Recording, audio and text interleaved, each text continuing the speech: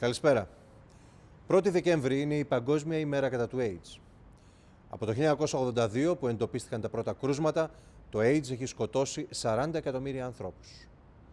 Σήμερα, σε ολόκληρο τον κόσμο, ζουν 36 εκατομμύρια φορείς του θανατηφόρου ιού.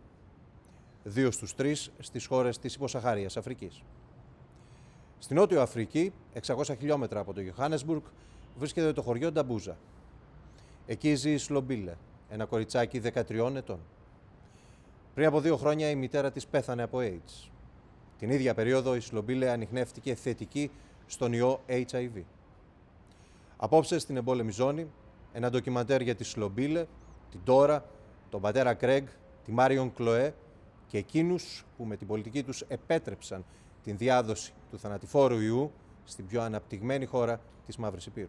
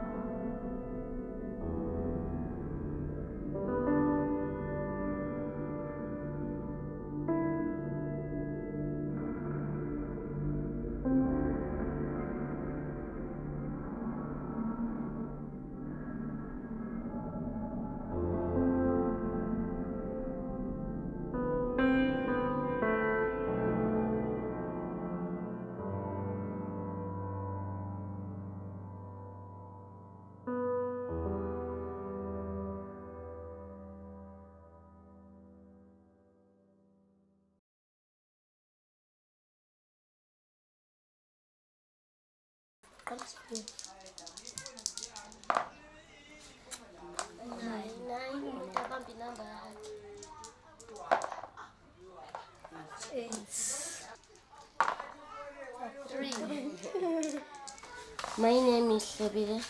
My surname is Kumalo. I live at Dambuza. I am 13 years old. My favorite food is pizza. I like to play with other children. My friends are Yolanda and Tapsile. I like to stay with my family. I have 2 sisters and 5 brothers. My favorite game is Monopoly. Okay. Make general repairs on all of your houses.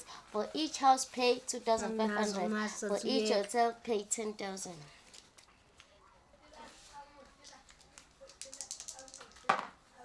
Chance. Advance Westville. If you pass begin, collect 20,000. Advance Westville. If a person. So you are living together with your grandmother? Yeah. Who other lives in the house? Oh, my aunt, my sister, my uncles, and my grandmother. And there's little one girl too. There are 3 boys and one girl. A little one in crèche. They still studying in crèche. And what about your parents? They passed away. When? My mother died in 2006. What was wrong with her? She was sick. She was sick? What did she have? When I asked my grandmother, she told me that my mother was HIV positive. And what is this HIV? What is this sickness? I don't know.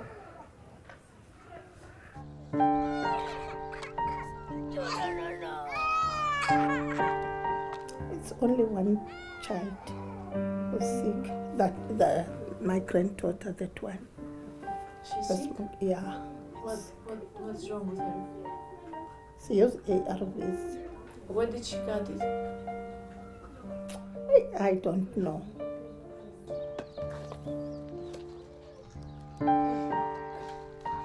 Oh, she wasn't happy before when she got that she's got AIDS. But at the meantime, they just tell her, don't be afraid, so what. She's the daughter of Then one... she admits it. She's the daughter of that one. So she got it from the mother? Yeah, maybe. I think that's one. What's her name? Slombíle.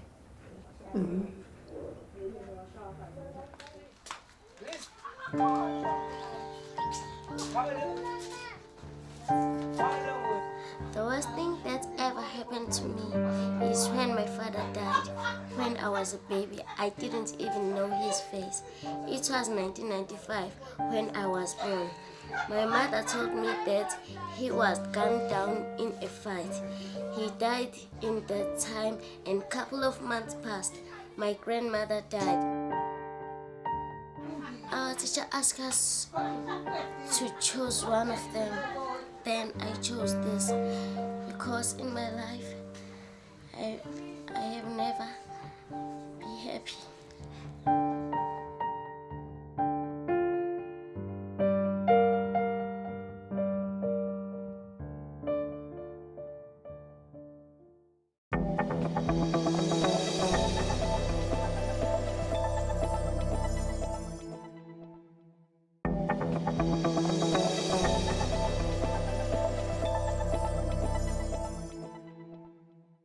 Η μητέρα της Σλομπίλε ίσως να ήταν ακόμη στη ζωή αν είχε έγκαιρα πρόσβαση στα λεγόμενα αντιρετροϊκά, ένα κοκτέιλ φαρμάκων που εμποδίζει την πλήρη κατάρρευση του ανοσοποιητικού συστήματος. Στη Νότιο Αφρική, μέχρι και πριν από 3 χρόνια, η κυβέρνηση Μπέκη απαγόρευε την εισαγωγή αυτών των φαρμάκων για τους φορείς του ιού. Συνιστούσε στον κόσμο να τρώει λάδι, σκόρδο και παντζάρια. Σύμφωνα με έρευνα του Πανεπιστημίου του Χάρβαρντ που δημοσιοποιήθηκε τον περασμένο Οκτώβρη, ο Μπέκη, με την πολιτική που ακολούθησε, υπέγραψε τη θανατική καταδίκη για 330.000 ανθρώπους.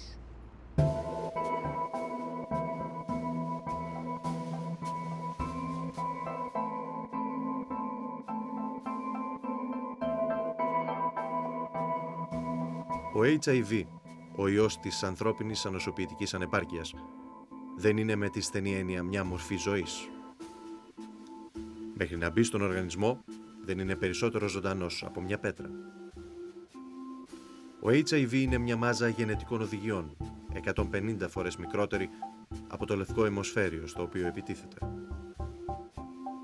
Αφού εισχωρήσει, πολλαπλασιάζεται μέχρι το κύτταρο να εκραγεί και να πεθάνει.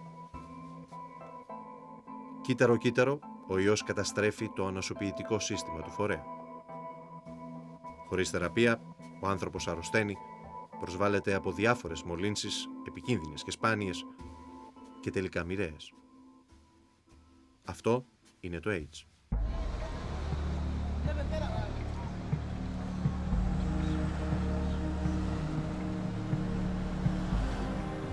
Πριν καταλάβουμε τι ήταν ήδη γύρω μας. Πριν να μάθουμε πώς να το αντιμετωπίζουμε, ήταν ήδη στον κόσμο. Τη στιγμή που εντοπίστηκαν τα πρώτα κρούσματα στην Νότια Αφρική, είχαν ήδη προσβληθεί εκατομμύρια άνθρωποι.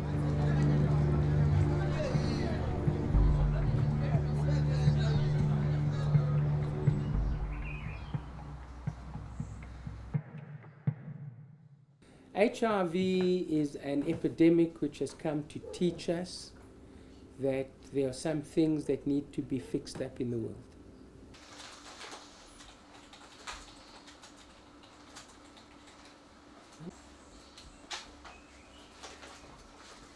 HIV, the virus, is a part of a family of viruses related to what's called the simian virus.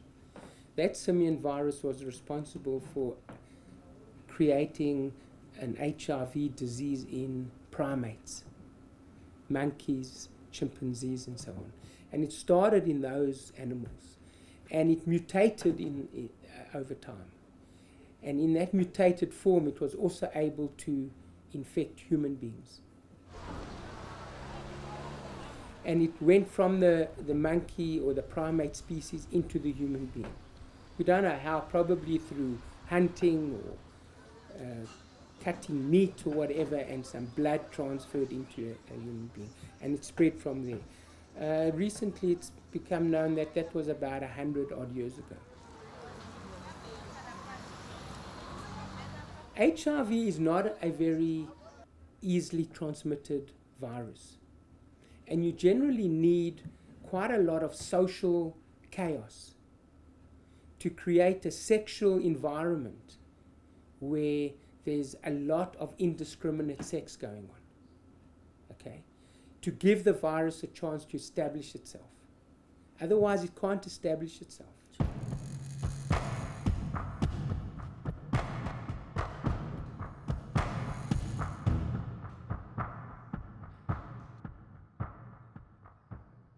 AIDS for me is in a sense, one of the modern plague, which has catastrophic effects on society.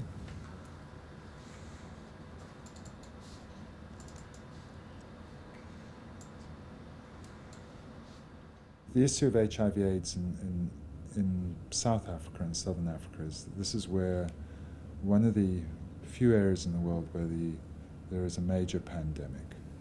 Just to give you a comparison, in this country, there's no accurate figures, but HIV infection, estimates range from the lowest of about 11% through to about 30%. So put that into figures. For example, in this province of KwaZulu-Natal, we have 9 million people. Now, if you take the lowest figure of 11% and the highest figure, it means anybody between 900,000 to 1.5, 2 million people infected. Compare that to countries like Britain, which has 60,000 total infected out of 60 million.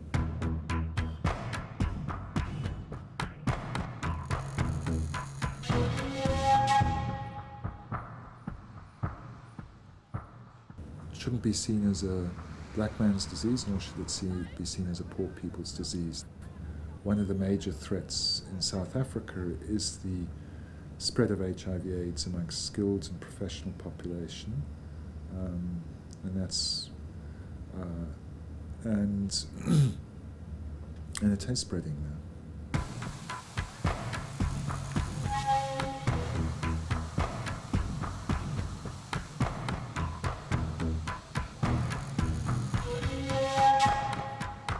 The first case or people that I saw with AIDS were in 1989. And the first person I saw was a guy by the name of Charles. He was a gay man. He was a very lovely person. And he started getting sick, he started losing weight, and he had been tested overseas for HIV. Charles was an interesting patient because he had tuberculosis and then got another pneumonia on top of that tuberculosis. And I realized then that we were also dealing with a new concept, a concept where the body couldn't defend itself anymore because people who with good immune systems didn't get those diseases. So we'd see skin conditions that even the skin specialists didn't know. They weren't sure about. So it was a crazy period, actually. It was quite crazy from a perspective of us, the medical people. And of course, you couldn't tell patients that you didn't really know or you'd never seen it before and you weren't sure what to do. You couldn't be that open. Times came when you said, we can't really do anything to stop the progress. We can give you medication for pain. We can be there with you. We can make sure you're sleeping. We can give you things to help supplement your diet. They would ask you how long they're going to live. They would ask you, what are they going to die from? Are they going to be in pain? What's it going to be like? And really, we didn't have answers. You often couldn't say how long people would live for. You didn't know what condition they would get as their terminal illness. You didn't know whether it would be a painful condition, whether it wouldn't. It was very difficult. And we as doctors didn't have that much experience ourselves. We were learning. We were almost learning with the patients. We could treat the secondary infections people got, but we couldn't treat AIDS, HIV itself. And I would see these people coming into the clinic. Often young mothers would come in. Young mothers would sometimes bring their children with them. And I would look at their children and I'd think, you're not going to have a mother soon. In a few years' time, you're going to lose your mother, and what's going to be of you?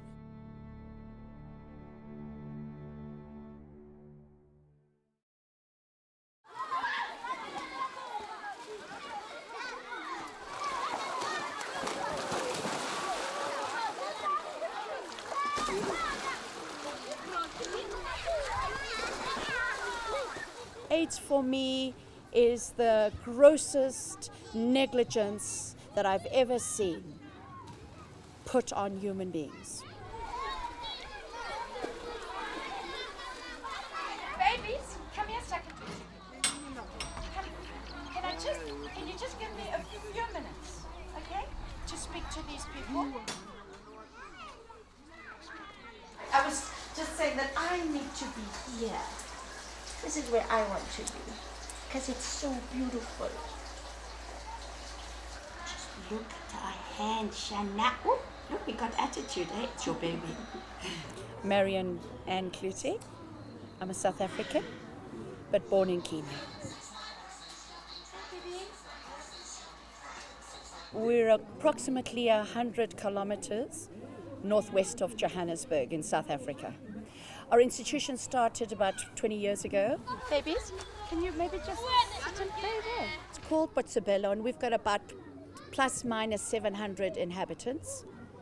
We have had children that have grown up with us through welfare, where their parents have disappeared and they've grown up now. And their cousins and siblings are living with them. A lot of the children that have AIDS, if they come through us, they survive as long as we can get them to survive. But the others, you die very quickly.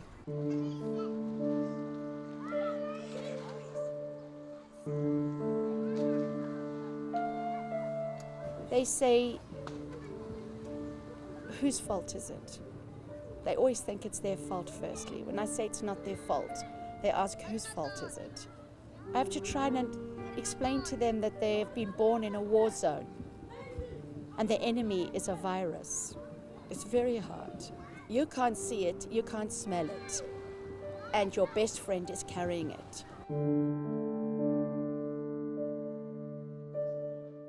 My name is Dora Patlani. I'm 29 years old and I'm from around here, Lotus. And how long have you been in this hospital? I've been here 3 months. It's 3 months now I've been here. Mm-hmm. And I came here sick, very sick, and I was so thin and I lost the weight. So, but since I came here, my weight has gone up because of the treatment of this hospital. Mm-hmm. You look great. Yeah, it's because of the metro. They gave me a good treatment when I'm taking my medicine regularly in the morning and in the afternoon. Yeah. How do you feel? Now I'm feeling better. But and I'm drinking my medicine regularly and I'm not skipping my medicines. Do you have a family? Yeah, I do have a family. My mom and my sister, we are only 3. Yeah, we're living in the house. They come and see you every day? Yeah, and they support me to get well so that I must never think of this disease. And then they just support me. Yeah, and they love me the way I am. And I love myself the way I am. How did you get infected? Do you know? I remember I did have a boyfriend who likes the girls too much, but he didn't tell me about what's going on between him. So I get it to him and he didn't tell me about it. When was that? I started to know my status on August. August? Yeah, this year. This year? Yeah.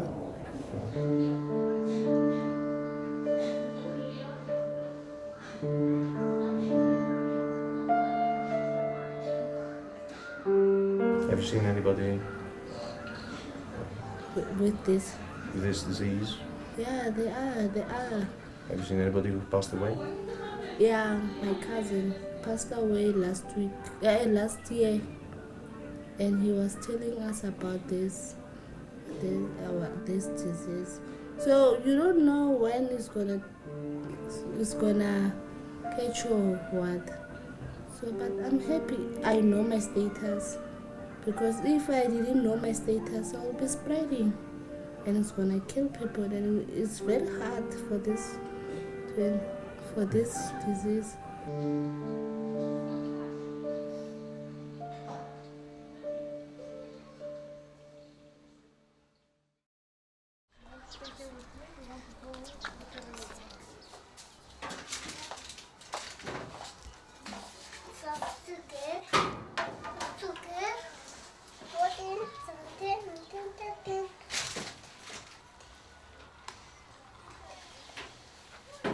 Still have lots of water. I want to be a pilot. I like it. I just like it. I don't know why. Where would you like to go? America.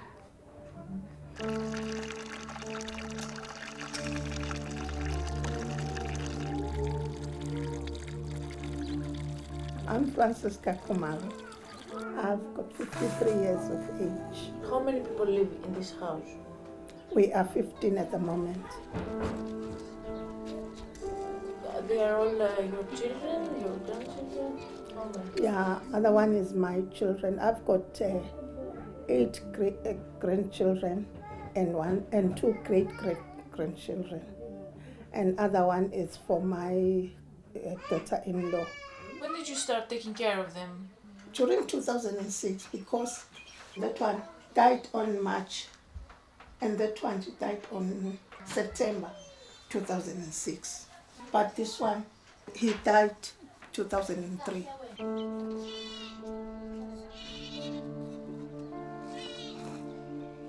They were sick first. As I told you, they were sick of TB and pneumonia. And then after that, they discovered, when they got to take the blood, and they discovered that they've got AIDS.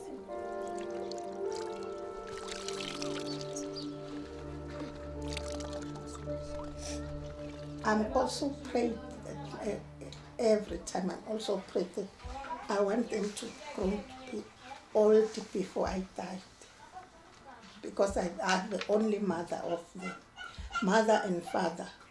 I'm just doing the both, because there's got no fathers to both of them.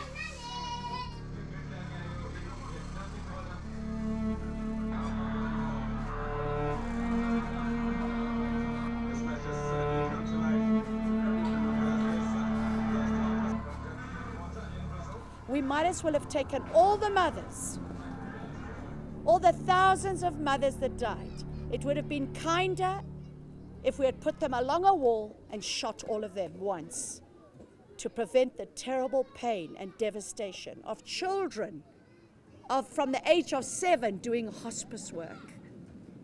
Children who don't go back to school because they are caring for their dying mothers. There are thousands and thousands of them in the country, on the continent. And it's still going to hit other third world countries. We're in a war. And it looks okay.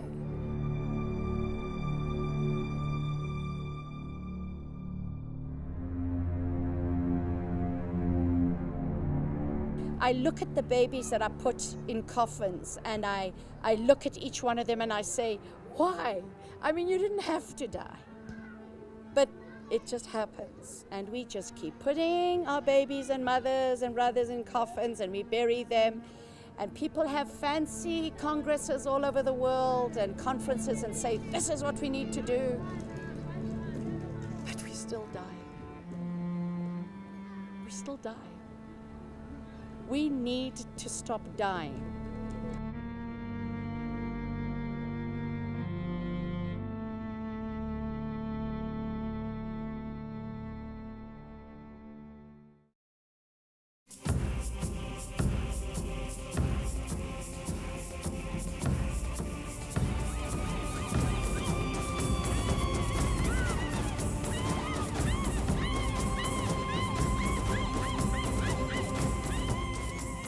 Ντέρμπαν, Νότιος Αφρική, Ιούλιος 2000. Ο Τάμπου Μπέκι, ο νέος πρόεδρος της χώρας που διαδέχθηκε τον Νέλσον Μαντέλα, βρίσκεται στο βήμα ενός διεθνούς συνεδρίου για το AIDS. We will continue to intensify our own campaign against AIDS, including a sustained public awareness campaign, encouraging safe sex and the use of condoms, a better focused program targeted at the reduction and elimination of poverty and the improvement of the nutritional standards of our people. Thabo Mbeki, in my opinion, was a bit of a dreamer. He came across on the internet some dissident views around HIV by some maverick doctors from around the world who contested that HIV did not cause the disease, that it was really due to other factors, one of them being malnutrition, poverty, and so on. And he wasn't wrong in the fact that poverty created the environment where HIV spread. That was true. But Mbeki's concept was that it was the poverty that caused the immune deficiency. You see, when you ask the question, does HIV cause AIDS? The question is, does a virus cause a syndrome? How does a virus cause a syndrome? It can't. It really, truly, it's necessary, I've been saying to the honorable members, to the people in this country, it's necessary for people to study this question. What makes me angry is the distortion of science, the distortion of just common sense thinking. So when our president questions the fact that HIV doesn't cause AIDS or AIDS-related illnesses, when it's not the questioning of that scientific so much, but when he was trying to talk about other things like poverty, etc., as causing HIV/AIDS, when in actual fact everybody said yes, conditions of poverty can indirectly contribute in various ways to the spread of HIV/AIDS, but it's not the cause. As I listened and heard the whole story told about our own country, it seemed to me that we could not blame everything on a single virus. Consequence of that is that it affected government policy right at the executive level. It translated into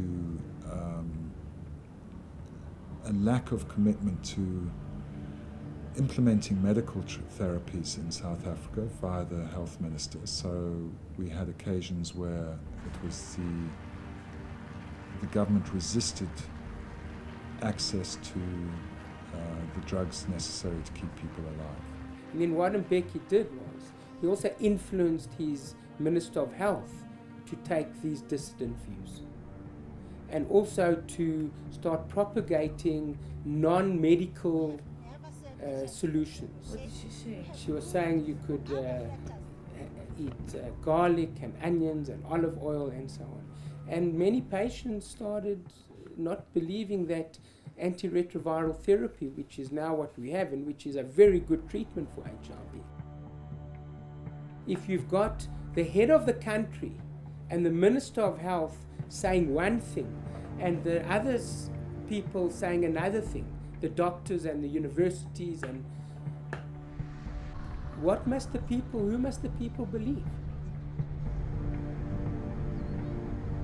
And South Africa went through 15 odd years of nonsense about HIV and lost that time. And in that time, 5 million people got infected with HIV.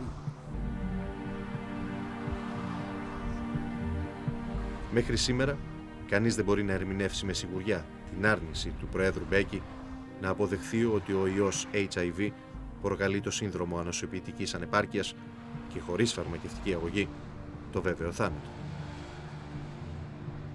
One of the best explanations that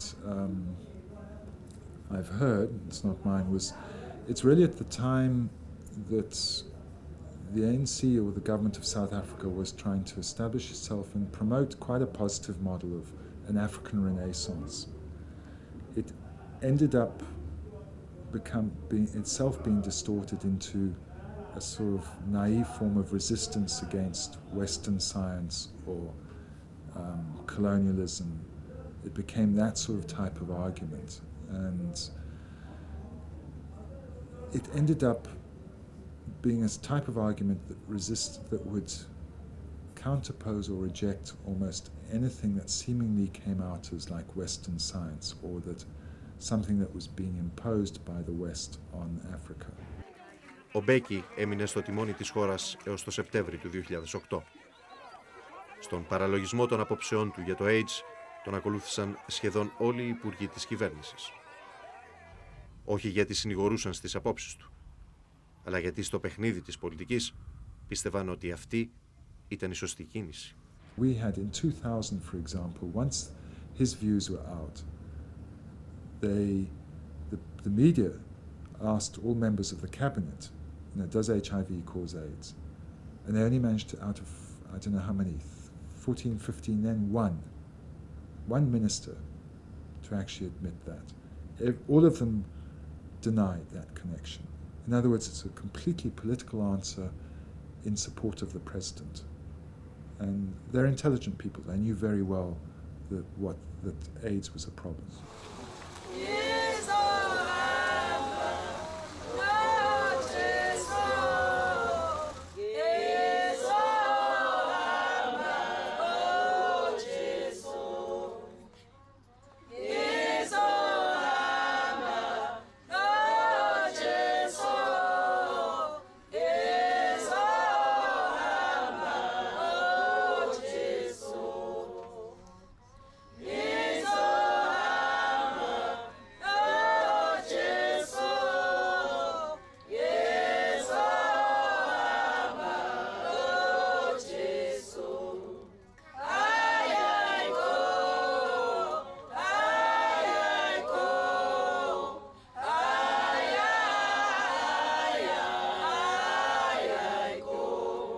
We needed one leader to stand up and say, let's stop this massacre. Let's believe the problem. We have many people that don't believe in HIV. They believe in myths. They believe in myths, rural myths and urban myths are terrible things.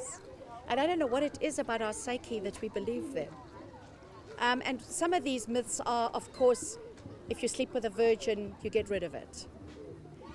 If the girl looks nice and clean, she can't possibly be sick. If I promise you that I've never had a partner before, you believe me because I'm telling you. Myths that traditional medicine works.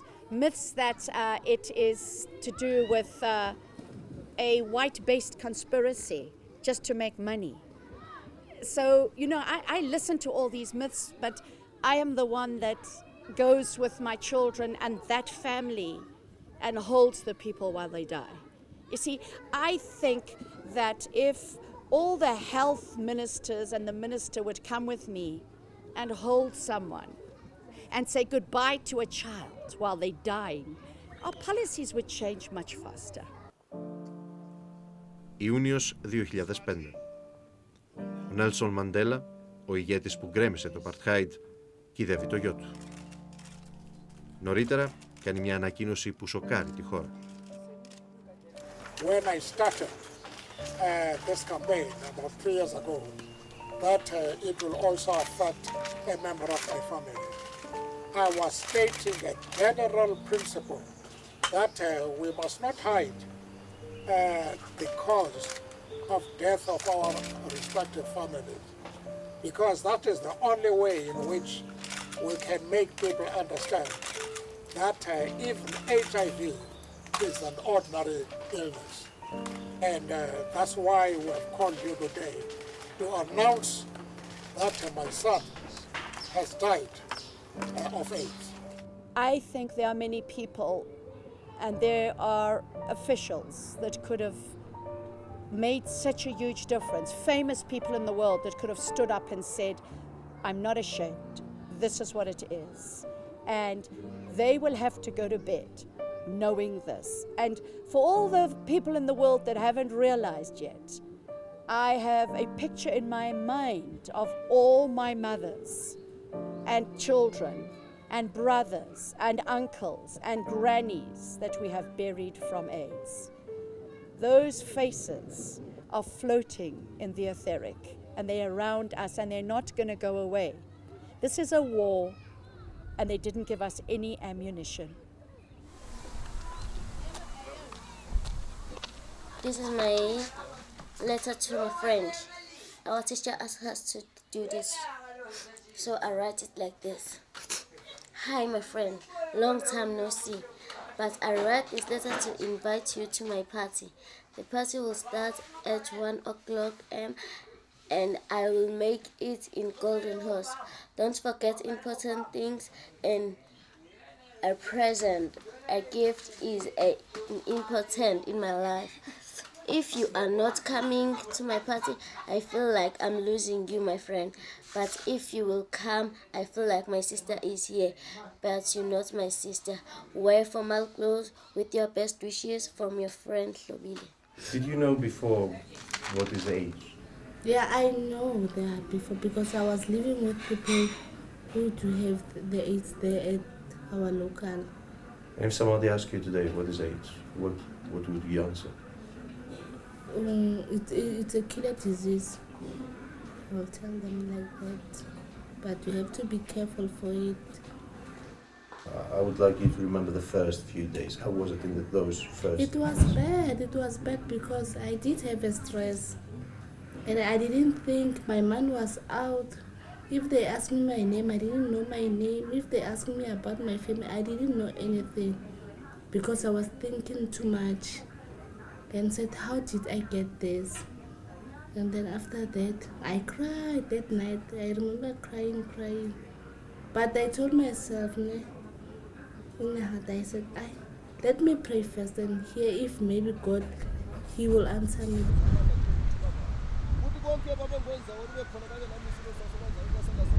Then I pray. After I hear the answer and said, don't worry, I'm with you. And I said, okay, it means that God, He is with me. But I didn't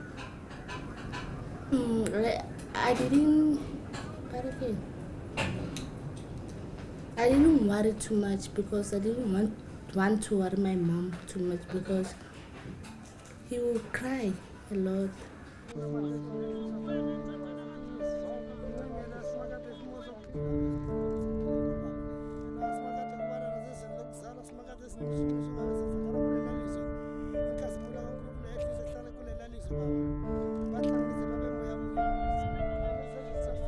Is there something that you are afraid of? No. I'm not afraid of it. Just that I'm afraid of if maybe I'm not taking my medicine, this disease will kill me. That is the one thing that I'm afraid of.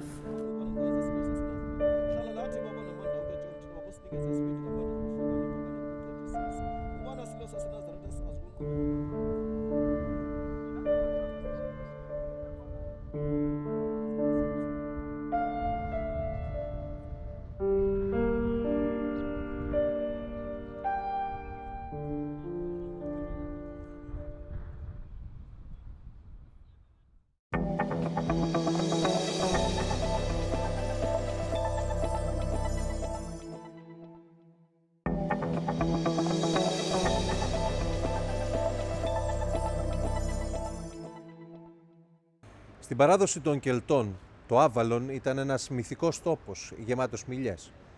Ένα νησί χαμένο στην πυκνή ομίχλη. Εκεί, λένε, προσπάθησε να μεταφέρει τον βασιλιά Αρθούρο, η αδερφή του Μοργάνα Λεφέη, για να γιατρέψει τις θανάσιμες πληγές του από τη μάχη του Κάμλαν. Στο Σοβέτο, τη συνοικία των Μαύρων στο Johannesburg, το Άβαλον δεν είναι το ελιξίριο της ζωής. Είναι το τέλος του δρόμου. Ένα απέραντο νεκροταφείο όπου κάθε Σάββατο κυδεύονται δεκάδες θύματα του AIDS. Ο τρόπος με τον οποίο αντιμετωπίζουν τη ζωή και το θάνατο οι φορείς του ιού είναι διαφορετικός. Ελπίδα και απογοήτευση, θάρρος και φόβος εναλλάσσονται στις καρδιές και στα πρόσωπά τους. Μερικοί είναι περισσότερο τυχεροί γιατί έχουν κοντά τους ανθρώπους όπως ο Ιρλανδός ιερέας Κίραν Γκρέγκ.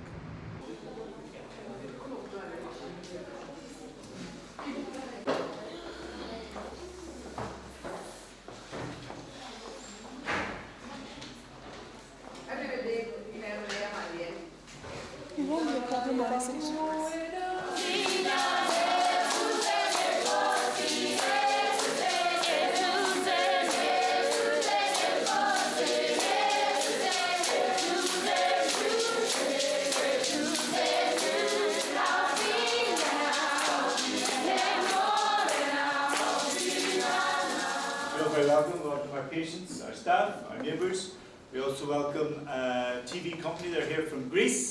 So if you're looking for a rich Greek husband on TV, just send salary slip. And you never know, some rich Greek might just see you. Might look for you, right? CD, CD's looking. Just make sure she gets on the line. Maggie, you're ready, married. I'm Kieran Cray, and I'm director of Loratong Hospice. Loratong is a Sotho word, which is one of the languages they use around here, and it means the place of love. And we want that everybody that comes in here through our doors experiences love. The Irish church is quite staid and tends to be a bit boring and conservative, whereas the services here are very lively. You know, they go on for 3 hours, but it's nothing to do with the priest, it's to do with the people singing and dancing and the drums.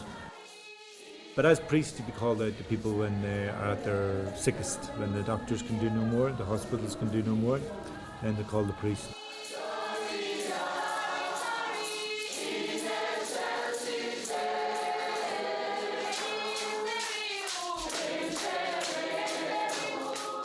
One day I was in a shack of a guy called Ronald. He was just 50 years old, and the only one to look after him was his wife. She also was HIV positive. And did nothing. He just lay on the floor, and I just thought, somebody needs to do something about this. And I didn't hear a voice, but just got an urge saying, well, you do something about it. And I had worked in hospice care in Dublin as part of my training for priesthood. So I thought maybe we could build 1 or 2 rooms or something and get a few nurses to volunteer. So these people who are very ill can have somewhere to be treated with dignity and respect. Because certainly people with HIV, with the stigma that was around and with the way the government was treating it, there was just nobody seemed to be doing anything positive about it, and yet people were dying in horrible conditions that we wouldn't even let animals die in Ireland.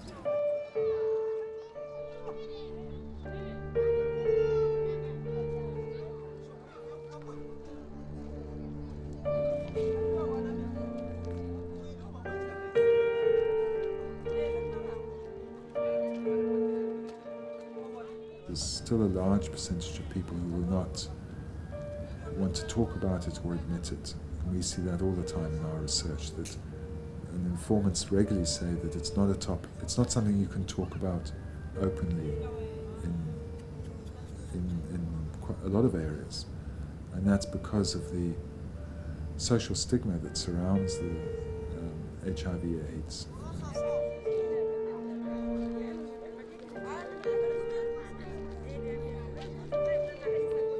Did your mother know at that time? Did you tell That time, yeah, no one knows. No one knows about this. I told myself that, hey, before they know, I must kill myself. Then I said, it's a stupid thing to do. Let me tell them. Maybe something will come up, and then I will be fine. Went first to Mount Guaning, Limpopo Hospital.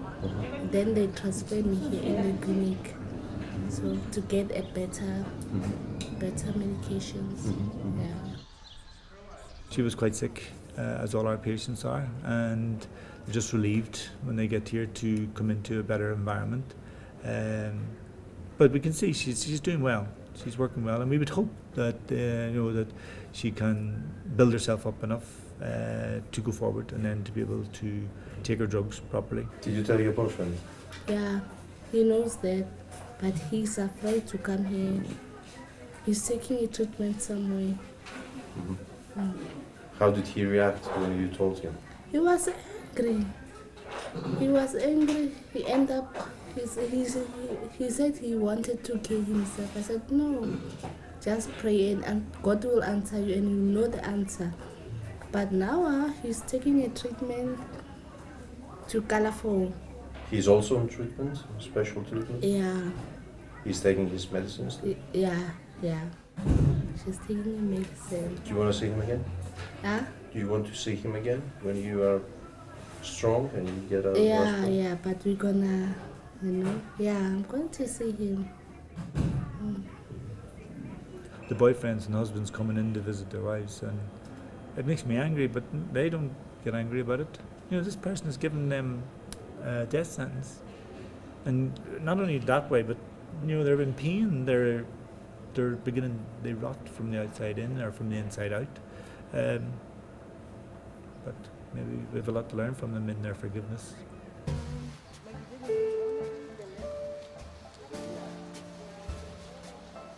Το κοκτέιλ των αντιρετροϊκών φαρμάκων είναι μέχρι σήμερα η πιο αποτελεσματική αγωγή για τους φορείς του θανατηφόρου ιού. Η χορήγησή του μπορεί να εμποδίσει την πλήρη κατάρρευση του ανοσοποιητικού συστήματος και να εξασφαλίσει σε μεγάλο βαθμό την επιβίωσή τους. Το 2002 η οργάνωση ΤΑΚ έσυρε στα δικαστήρια την κυβέρνηση Μπέκη για την απαγόρευση της διάθεσης των φαρμάκων στη χώρα. Κέρδισε τη δίκη και 2 χρόνια αργότερα άρχισε η χορήγηση των αντιρετροϊκών. At the moment we have, according to the government estimates, about 600 to 700,000 people on treatment. And that's seen to be at least less than half the number of people who should be on treatment right now.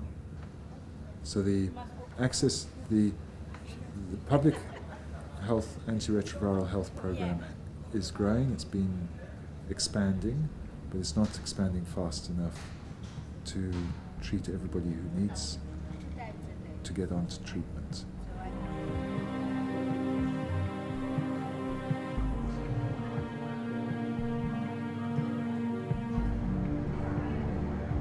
For the size of the pandemic, I would hold the government responsible. I think the government and the leaders of the past should be held up for crimes against humanity because they allowed this to happen. There was no need. ARVs could have come in a lot quicker. Actually, even discussing the fact that the last president, Thabo Mbeki, to say that he doubted that HIV caused AIDS, to make such confusion around, and the Minister of Health, it's just disgusting, absolutely disgusting. I always thought it'd be great to get all the 5.4 million people who have HIV, to get them on the lawn of union buildings and say, do you know what, you're our president too. You're not just president of big business, you're not just president of the ANC, you're president of all of us. Do you blame anybody? Or do you think it was just your mistake? Or? It's just a mistake. Just a mistake, and I didn't realize it's a mistake. But I'm not blaming anyone now, I'm blaming myself. but I shouldn't take in the right thing to do. What would you advise The only a young person? They have to protect themselves. They must use the condom every day, because you don't know the bad day of the disease, because it's not written here in the person. Okay, they must use a condom and they must know their status. They have to go to a clinic maybe every month and test the blood, and then they will be good.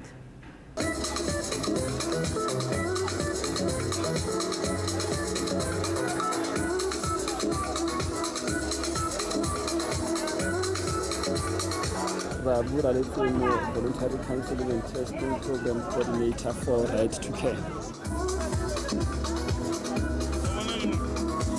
We have converged here as a closing ceremony, but also a testing day. You know, with the campaign A Man Knows. The objective of the campaign being to encourage men to know their HIV status. You know, some people are still afraid. I mean, one of the slogans of this campaign, you know, is to say a man knows that it's important to have courage to test. You know, and the reason we went for those kind of statements is because we know that a lot of men are afraid to test.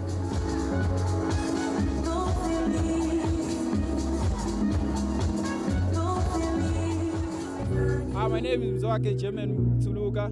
I'm 24 years old. I'm staying here in Orlando East. I'm here to check my status so that I can know I'm HIV or not. I want to know. Why? Have you done something that makes you think that you might be positive?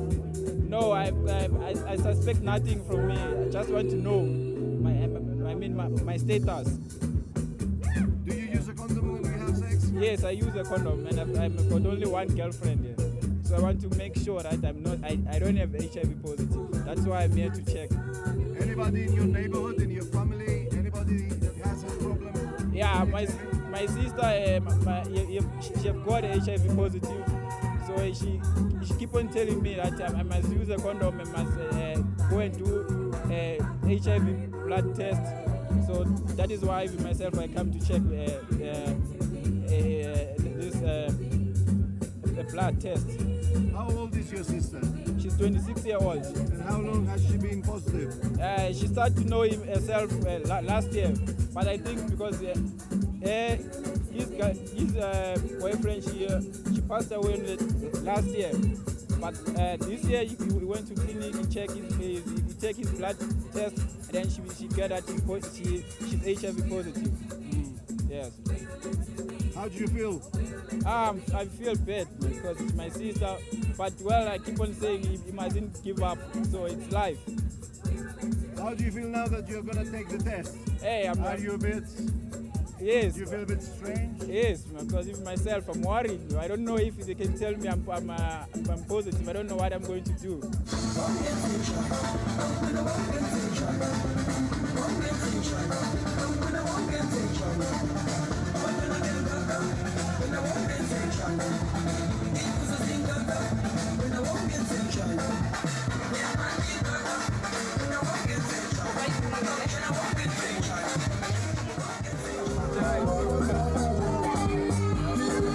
You look happy. Yeah, I'm scared, man. Is it negative? No, it is. It's negative, but I know it. Yes. How do you feel? You feel relieved? I feel relieved. I'm very happy. Very much. Thanks very much. Now you're going back home? Yes. Back to your girlfriend? Yes. You tell her that I'm negative. Yes. What do you get there? What is this? I'm getting this. This is my certificate that shows that I'm HIV negative. Yes. So, this is my result.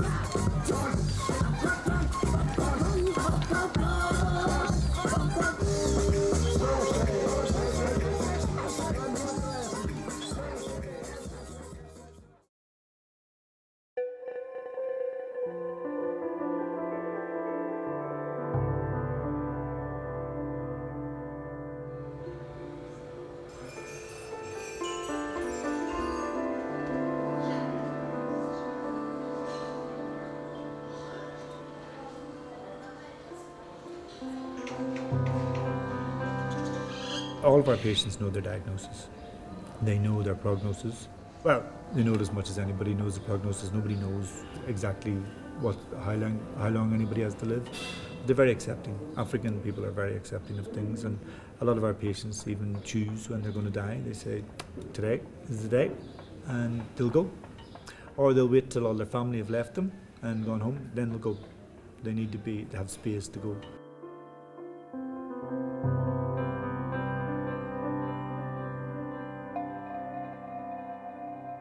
We had a young patient, she was only 19, and she said to me, Father, what day is today? And I says, it's Thursday. And she says, is Thursday a good day to die?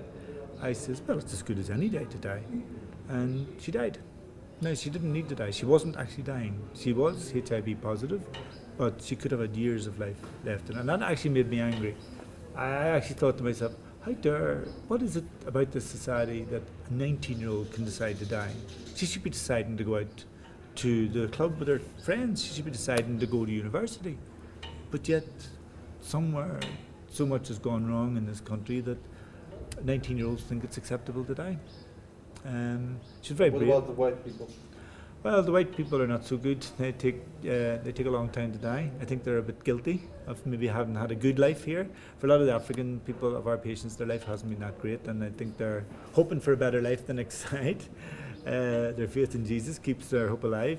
The white people, I think, they're afraid of what they're going to meet on the other side.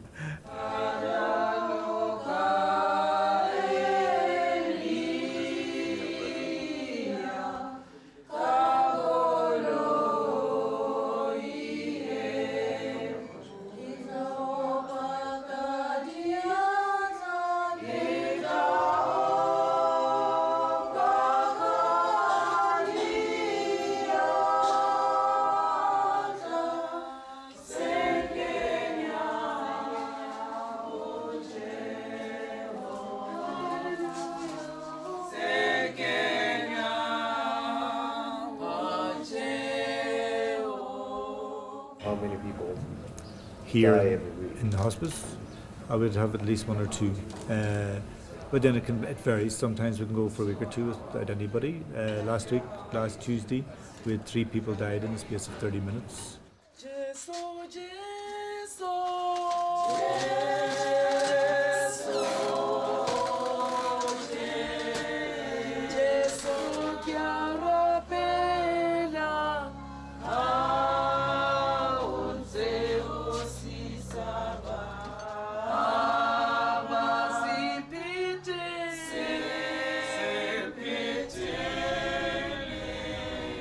My name is Reggie Molloy. I work for Johannesburg City Parks. I'm the senior manager cemeteries. I'm responsible for all cemeteries in Johannesburg. This cemetery caters mostly for Soweto people. This area here was Avalon because behind the camera here there's a municipal compounds, different areas. There's Joburg Water, Pick It Up and all. It was actually municipal compound. So when they developed this cemetery, they gave it this name to say Avalon. So basically, as you can see, for instance, the crowd that we have here, the traffic for every weekend, this weekend alone, we've got 102 funerals, just for the weekend alone. We're not counting the ones that happen during the week, because during the week we do close to 50, 60 funerals, including those of children. So in total, per week, we do close to 200 to 250.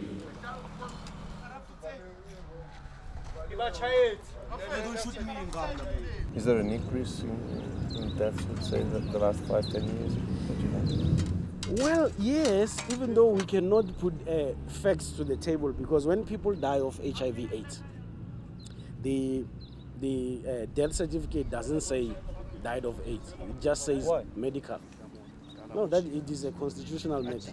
It just says medical or natural causes. Is it because the people don't want to mention this word?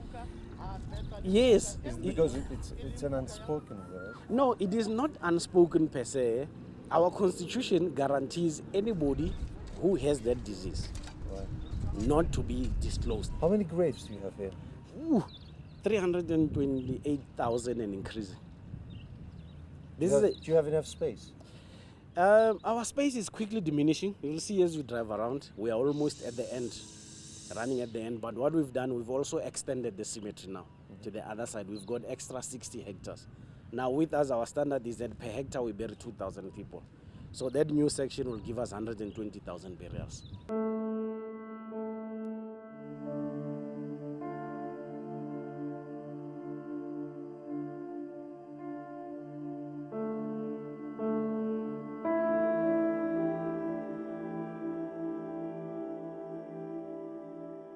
Even to this day, we don't really see the Minister of Health giving public health messages about HIV in any kind of systematic way. Most of the information people get on HIV in South Africa is controversy. It's all controversy.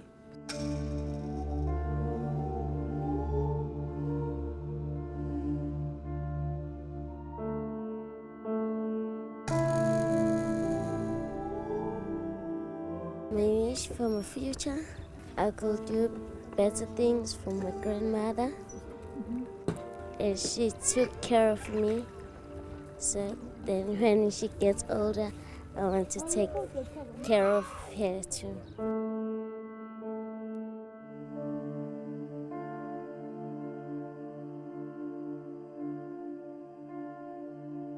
For the future, I see myself in my house with children and then with a lovely life and then having a wonderful life and no problem. And I'm not gonna do the dirty things. Okay, I'm gonna stay the way I am until God calls me. Yeah. But you do know that if you give birth to children, they're going to have the same. Yeah, I know that if you give the children in this stage, it won't last.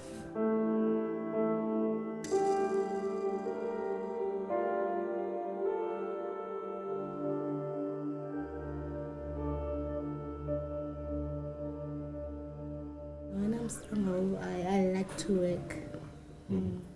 Because my mom, she doesn't work, and my sister, she doesn't work, and then she's still at home. But she finished her matric. But I always tell her that she must use condoms. She must never take a mistake like me, because it's very hard to accept that you have this disease. Sorry. Who brought you the flowers? Okay, my aunt. Yeah, she brought me. You like flowers? Yeah, I like flowers too.